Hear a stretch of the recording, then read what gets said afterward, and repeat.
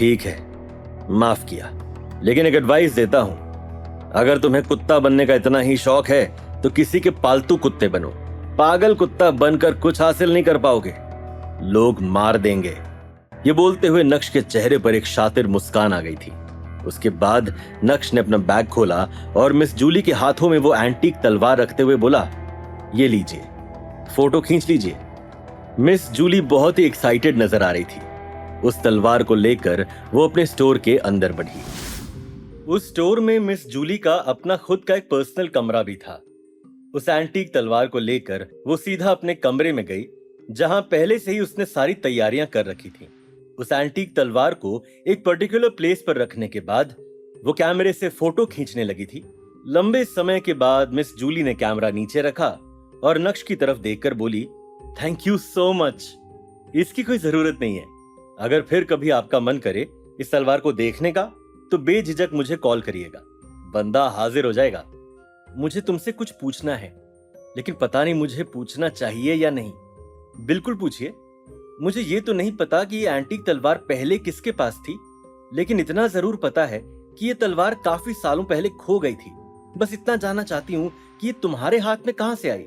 अगर मैं कहूं कि मुझे ये मेरे एंसेस्टर्स से मिली है तो क्या तुम मुझ पर यकीन करोगी?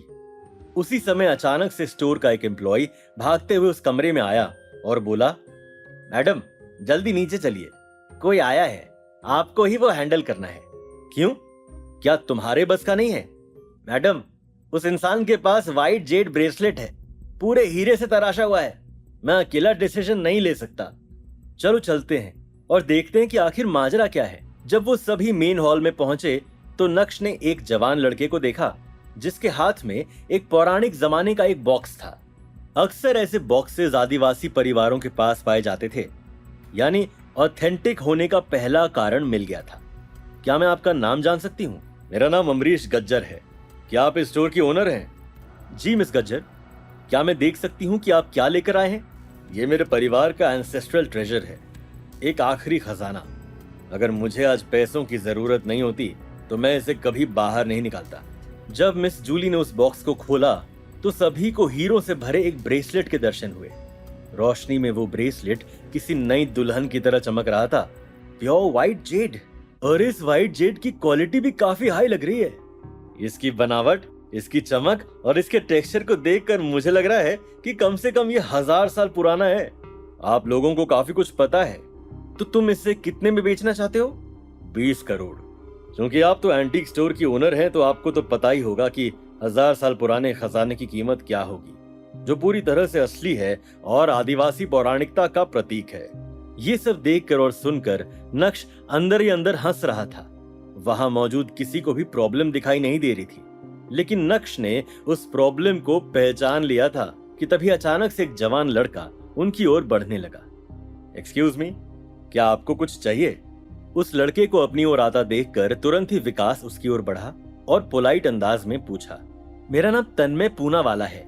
मैं यहाँ एक बिजनेस ट्रिप पर आया हूँ। सुना है कि पूरे सूरत शहर में सिर्फ देसाई एंटीक एम्पोरियम ही है जिनके पास सदियों पुराना खजाना भी मिल जाएगा। बस मैं आज उन्हीं में से कोई खजाना खरीदने आया हूँ। क्या मैं देख सकता हूँ? अपनी बात खत्म करते ही तन्मय का ध्यान उस ब्रेसलेट पर गया जो मिस जूली के हाथ में था। क्या ये ब्रेसलेट असली व्हाइट जेड का है? ध्यान से, तोड़ना मत। भाई, ये तुम कितने में बेच रहे हो? 20 करोड़। ठीक है, मुझे चाहिए। मिस्टर तन्मय, क्या आपको रूल्स याद नहीं है? First come first served, right? मेरी अभी तक मिस्टर गज्जर से बात खत्म नहीं हुई है और आप जबरदस्ती अपनी डील क्लोज करना चाहते हैं। लेकिन मैडम, आप काफी समय से इसे देख रही हैं और मुझे लगता है कि खरीदने के लिए थोड़ा हेजिटेटेड भी हैं। साथ ही साथ आपने एक बार भी नहीं कहा कि आपको ये ब्रेसलेट चाहिए। ठीक है, ये मैं ले रही हूँ। मेरी चॉइस को आप इस तरह मुझसे छीन नहीं सकती। भाई, मैं तुझे 30 करोड़ दूंगा, मेरे साथ डील कर। मिस्टर अमरीश, रूल्स के हिसाब से आप जहाँ जाते हैं वहीं आपको अपनी डील करनी होती है। अगर तुम्हारी पहली पार्टी के साथ बातचीत चल रही है तो तुम पहली पार्टी को इन्फॉर्म या फिर पूछे बिना दूसरी पार्टी को कुछ नहीं बेच सकते। देखो भाई, तुम्हें लाइफ की रियलिटी पता होनी चाहिए, और सबसे बड़ी रियलिटी है पैसा। अगर पैसा नहीं तो कुछ भी नहीं, और मैं तुम्हें 10 करोड़ रुपए ज्यादा ऑफर कर रहा हूं। मुझे नहीं लगता कि तुम्हें डिसीजन लेने में इतना समय लेना चाहिए।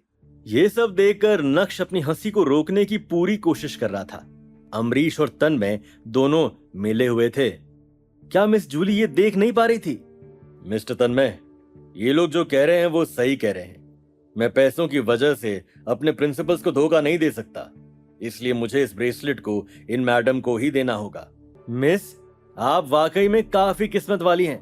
इस ब्रेसलेट की असली कीमत 50 करोड़ है, लेकिन आपको 20 करोड़ में ही मिल गया। मिस जूली ने खुशी खुशी उस बॉक्स को अपने हाथ में लिया और विकास की ओर देखते हुए बोली, जल्दी से मिस्टर अमरीश का पेमेंट क्लियर करो। मिस जूली, अगर आपने इस ब्रेसलेट को खरीदा तो शायद आप अपना ही साइन बोर्ड डिस्ट्रॉय कर देंगी। आप कहना क्या चाहते हैं?